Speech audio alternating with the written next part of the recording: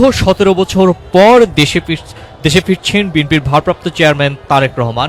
ইতিমধ্যে মঞ্চ প্রস্তুত হয়েছে এবং দেশের বিভিন্ন প্রান্ত থেকে নেতাকর্মীরা ঢাকায় প্রবেশ করছেন আগামীকালকের এই গণসংবর্ধনায় যোগ দিতে। ইতিমধ্যেই দেশের বিভিন্ন প্রান্ত থেকে ঢাকায় আসা নেতাকর্মীরা মঞ্চ এবং এর আশপাশ এলাকায় জড়ো হয়ে তারা স্লোগান দিচ্ছেন। দীর্ঘদিন পর তারা তারেক রহমানের এই সংবর্ধনা অনুষ্ঠানে যোগ দিতে পেরে তারা অত্যন্ত উৎফুল্ল দেখা যাচ্ছে। আমরা দেখতে পাচ্ছি নেতাকর্মীরা ইতিমধ্যেই মঞ্চ এবং এর আশপাশ এলাকায় এসে জড়ো হয়ে তারা স্লোগান দিচ্ছেন এবং দূর দূরান্ত থেকে, দূরের যেসব জেলা থেকে যারা এসেছেন, আমরা এমনও দেখেছি যে তারা রাত্রি যাপনের জন্য প্রয়োজনীয় সকল কিছু নিয়ে এসেছেন এবং তারা 300 ফিটের আশপাশ এলাকায় তারা রাত্রি যাপন করবেন, যাতে করে আগামীকাল গণসংবর্ধনা অনুষ্ঠানের মঞ্চের পাশে তারা অবস্থান করতে পারেন। এই প্রস্তুতি থেকে নেতাকর্মীরা রাত্রি যাপন করবেন বলে জানিয়েছেন। আমরা দেখতে পাচ্ছি হাজার হাজার নেতাকর্মী এই মুহূর্তে মঞ্চের আশপাশে অবস্থান করছেন, তারা বিভিন্ন স্লোগান দিচ্ছেন। দর্শক, আপনারা দেখতে পাচ্ছেন এই মুহূর্তে মঞ্চ প্রায় প্রস্তুত হয়ে আছে এবং আপনাদের নিরাপত্তার কথা যদি বলি দর্শক, ঠিক মঞ্চের আশপাশ এলাকায় আমরা পুলিশ সদস্যদের উপস্থিতি দেখতে পাচ্ছি।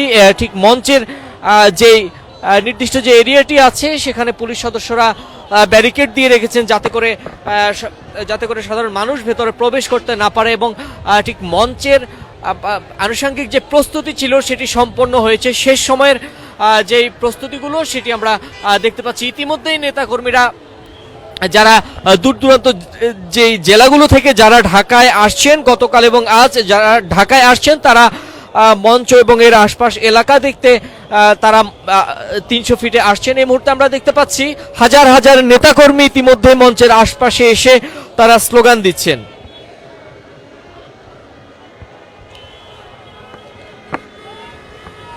দীর্ঘ 17 বছর পর তারেক রহমানের দেশে আশায় উৎফুল্ল নেতাকর্মীরা, তাদের মধ্যে অনেকটা ঈদের মতো আনন্দ বিরাজ করছে। আমরা দেখতে পাচ্ছি নেতাকর্মীরা বিভিন্ন স্লোগান দিচ্ছে।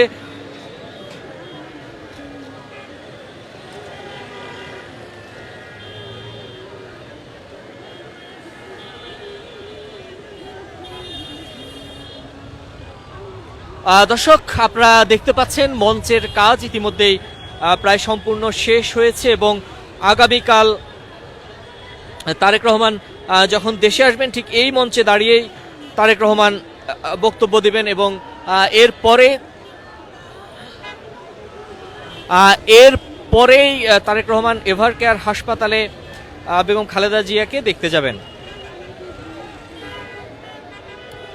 দর্শক, আপনাদের জানিয়ে রাখি, বিএনপির দলীয় সূত্রে জানা গেছে লন্ডনের স্থানীয় সময় আজ সন্ধ্যা 6:15 আর বাংলাদেশের সময় রাত 12:15 লন্ডনের হিথ্রো বিমানবন্দর থেকে ঢাকার উদ্দেশ্যে রওনা দেবেন তারেক রহমান। বাংলাদেশ এয়ারলাইন্সের BG 202 ফ্লাইটে ঢাকার উদ্দেশ্যে রওনা দেবেন।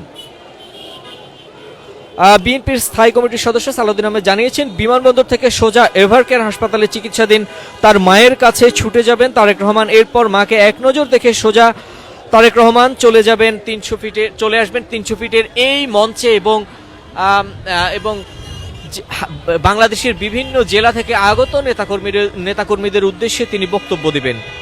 এখান থেকে সভা শেষ করে গুলশানের 196 নম্বর বাড়িতে ওঠার কথা রয়েছে তারেক রহমানের। তার সেই বাড়ি ঘিরে ব্যাপক নিরাপত্তা বাড়ানো হয়েছে এবং দলীয় কার্যালয় এবং তার বাসা যাতায়াতের পথেও রাত থেকেই ব্যাপক নিরাপত্তা জোরদার করা হবে বলে জানিয়েছে। দর্শক, চিকিৎসার জন্য 2008 সালের 11 সেপ্টেম্বর লন্ডনের উদ্দেশ্যে পরিবারের সদস্যদের নিয়ে ঢাকা ছাড়েন তারেক রহমান। এরপর 1 মিনিটের জন্য দেশের মাটিতে পা রাখতে পারেননি তারেক রহমান।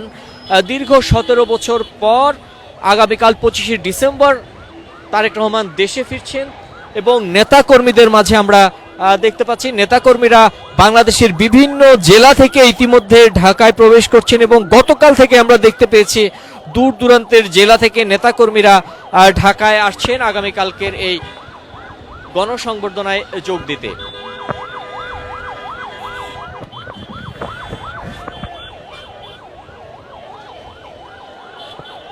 দর্শক, ইতিমধ্যে মঞ্চের কাজ প্রায় শেষ এবং আমরা দেখতে পাচ্ছি মঞ্চ সহ যে আনুষঙ্গিক যে কাজগুলো আছে, সাউন্ড সিস্টেম সহ সব ধরনের কাজ প্রায় শেষ পর্যায়ে। আগামীকালকের এই গণসংবর্ধনায় যোগ দিতে ইতিমধ্যেই বাংলাদেশের বিভিন্ন জেলা থেকে 64 জেলা থেকেই বিএনপির নেতা কর্মী এবং সমর্থকরা ঢাকার উদ্দেশ্যে রওনা দিচ্ছেন। আজ রাতেও বিভিন্ন জেলা থেকে নেতাকর্মীরা ঢাকায় আসবেন এবং আগামীকাল সকাল থেকেই নেতাকর্মীরা ঠিক এই স্থানটিতে এসে জড়ো হবেন বিএনপির ভারপ্রাপ্ত চেয়ারম্যান তারেক রহমানের গণসংবর্ধনায় যোগ দিতে।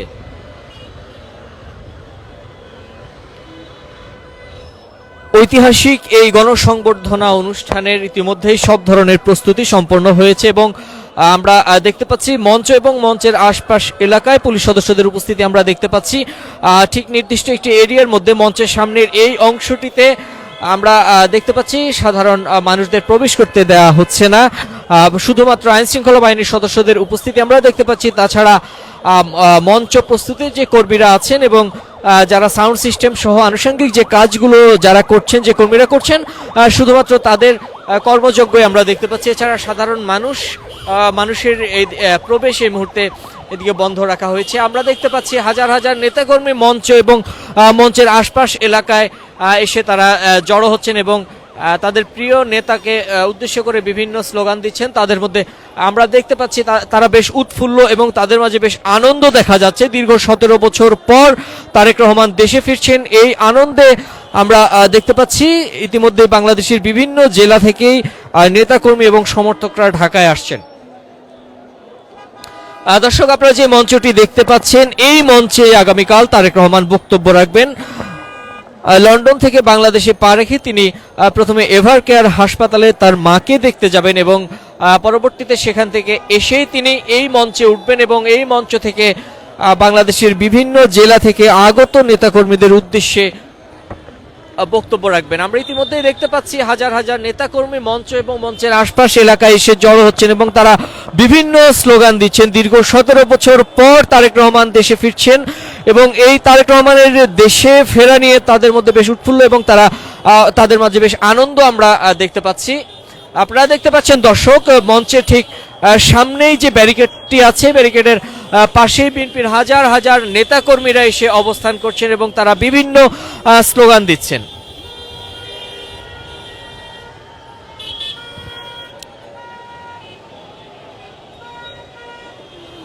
দর্শক দেখতে পাচ্ছেন 300 ফিটের যে স্থানটিতে তারেক রহমানের গণসংবর্ধনা অনুষ্ঠিত হবে সেই স্থানটির আশপাশে আমরা বিএনপির হাজার হাজার নেতাকর্মীর অবস্থান আমরা দেখতে পাচ্ছি। বাংলাদেশের বিভিন্ন জেলা থেকে গতকাল থেকে নেতাকর্মীরা ঢাকায় আসছেন এবং যারা ঢাকায় অবস্থান করছেন তারা মঞ্চ এবং ঠিক গণসংবর্ধনার স্থানটি দেখতে তারা এখানে এসে জড়ো হয়েছেন। জড়ো হয়ে তারা বিভিন্ন স্লোগান দিচ্ছেন। আমরা দেখতে পাচ্ছি মঞ্চের ঠিক সামনের অংশেই হাজার হাজার নেতাকর্মী জড়ো হয়েছেন। দর্শক, দূর দূরান্তের জেলা থেকে আগত অসংখ্য নেতাকর্মীকে আমরা দেখেছি তারা রাত্রি যাপনের জন্য যে প্রয়োজনীয় যে জিনিসগুলো প্রয়োজন সেগুলো নিয়ে 300 ফিটের বিভিন্ন স্থানে রাত্রি যাপন করবেন, যাতে করে মঞ্চের আশপাশে থেকে তারা তাদের প্রিয় নেতাকে দেখতে পারেন। সেই উদ্দেশ্যে আমরা দেখতে পেয়েছি অসংখ্য নেতাকর্মী তারা তাদের রাত্রি যাপনের প্রয়োজনীয় জিনিসপত্র নিয়ে তারা এই সভাস্থলের আশেপাশেই অবস্থান করছেন। আপনারা দেখতে পাচ্ছেন এই মঞ্চটিতেই তারেক রহমান উঠবেন এবং এই মঞ্চ থেকেই কালকের এই গণসংবর্ধনা অনুষ্ঠানে যারা আসবেন, যে সকল নেতাকর্মী আসবেন তাদের উদ্দেশ্যে বক্তব্য দিবেন। আমরা ইতিমধ্যে দেখতে পাচ্ছি দূর দূরান্তের জেলা থেকে যারা ঢাকায় আসছেন তারা মঞ্চ এবং যে গণসংবর্ধনার যে স্থানটি আছে সেটি এক নজর দেখার জন্য তারা এখানে এসে জড়ো হয়েছেন এবং তারা জড়ো হয়ে বিভিন্ন স্লোগান দিচ্ছেন। আজ রাতে বাংলাদেশের 64 জেলা থেকে নেতাকর্মীরা ধীরে ধীরে ঢাকায় প্রবেশ করবেন এবং আগামীকাল সকালেই তারা এই গণসংবর্ধনা অনুষ্ঠানের এসে যোগ দিবেন এবং 300 ফিটের এই সড়কটির আমরা দেখতে পাচ্ছি ইতিমধ্যেই কানায় কানায় পূর্ণ বিএনপির নেতাকর্মীদের ঢল আমরা দেখতে পাচ্ছি। হাজার হাজার নেতাকর্মী ইতিমধ্যেই এসে জড়ো হয়েছেন গণসংবর্ধনা মঞ্চের সামনে। আগামীকাল গণসংবর্ধনা হলেও গতকাল থেকে আমরা নেতাকর্মীদের অবস্থান আমরা দেখতে পাচ্ছি। অসংখ্য নেতাকর্মী তারা মঞ্চের ঠিক আশপাশে থাকার জন্যে, তাদের প্রিয় নেতা তারেক রহমানকে এক নজর দেখার জন্য তারা রাত্রি যাপন করবেন এবং রাত্রি যাপনের যে প্রয়োজনীয় যে আনুষঙ্গিক জিনিসপত্র আছে সেগুলো নিয়েই তারা চলে আসছেন, যাতে করে মঞ্চের আশেপাশে থেকে তারা তাদের প্রিয় নেতাকে দেখতে পান। দর্শক, আজ আমরা কিছুটা শৈত্যপ্রবাহের প্রভাব দেখতে পাচ্ছি। এই প্রকট শীতের মধ্যেও নেতাকর্মীরা তাদের প্রিয় নেতাকে দেখতে তারা বাংলাদেশের বিভিন্ন জেলা থেকে ইতিমধ্যেই ঢাকায় প্রবেশ করছেন।